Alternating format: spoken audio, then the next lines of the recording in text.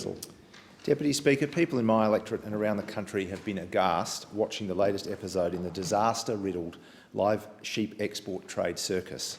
It's hard to believe that sheep will again be transported in dangerous summer conditions by an operator that simply cannot get its act together.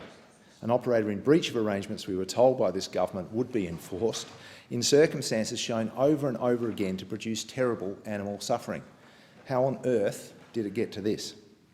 Well, a live export ship, having decided to run hard up against the summer moratorium deadline, arrives in WA with a number of crew members infected with coronavirus.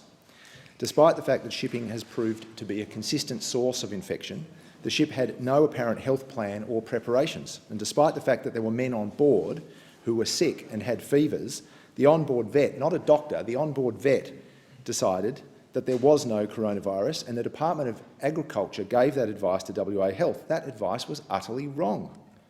As the ship arrived, you had Australian personnel who went aboard with no warning that it was an infected ship, and I guess not surprisingly, when you consider everything else that was rotten in this episode, there were no contingencies in place for the sheep already in the feedlot. On that basis, it is very hard to understand the department's backflip in approving an exemption for the live export of sheep, especially now that it's nearly 3 weeks further into the summer moratorium period. Deputy Speaker, that moratorium exists for a reason. Transporting tens of thousands of sheep in old substandard ships to the hottest part of the world at the hottest time of the year has proved a recipe for animal welfare disasters, as we saw with the Awassi Express and on countless similar voyages.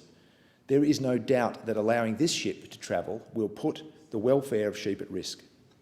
The fact that an exemption has even been considered is entirely the fault of the live exporters. They chose to run a ship rife with coronavirus at the last moment with no proper health or contingency planning at a time when shipping has proved one of the greatest risks in terms of COVID-19.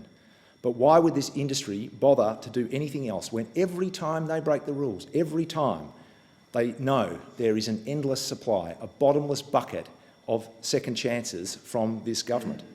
It took this government 6 years to acknowledge and fix their mistake in removing Labor's reform to create an Inspector General of live animal export, but with all their talk of imposing proper regulation on an industry that has been a serial offender in terms of committing gross and grave animal welfare failures, there is let-off after let-off after let-off that follows breach after breach after failure. It is past time for government to show leadership and make the transition out of live sheep export that the rest of Australia has done, that New Zealand has done, in favour of an expanded frozen and chilled meat trade with higher value exports, more jobs, greater stability for Australian farmers, but most importantly, no cruelty to sheep.